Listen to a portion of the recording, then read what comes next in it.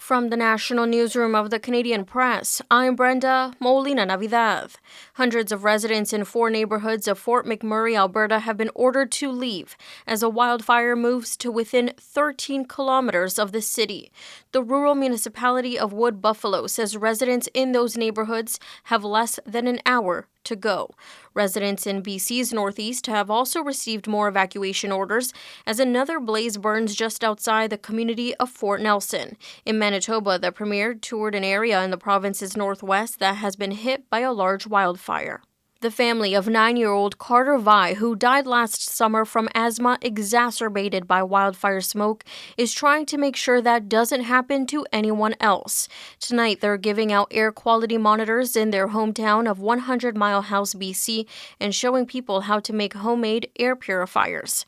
Carter's mother, Amber, says seeing wildfires raging in the province is alarming. It's definitely a fear when you have all of these people in our community that have compromised immune systems and compromised lungs, and to know how quickly the wind can change and the smoke can roll in. The Vi family is working with the BC Lung Foundation to provide air quality monitors to more communities in the coming weeks. A new study says last year's summer was the hottest in the Northern Hemisphere in more than 2,000 years.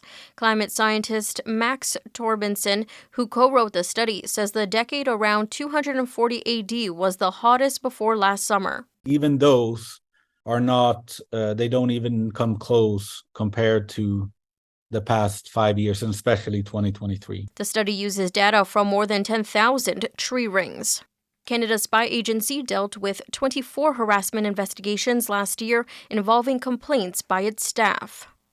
The communications security establishment says civil society is at high risk of cyber threats from state-sponsored actors.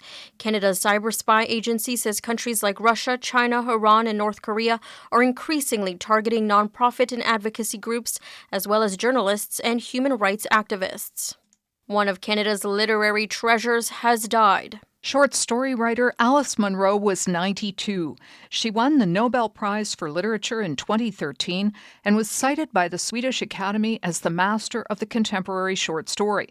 Munro was the first lifelong Canadian to win the Nobel and the first recipient cited exclusively for short fiction. Her intricate tales depicting small-town southwestern Ontario earned her an international fan base and awards including the Man Booker International Prize, the Commonwealth Writers' Prize, and multiple Scotiabank Giller Prizes and Governor General's Literary Awards. Dawn Kelly, The Canadian Press. This is The Canadian Press.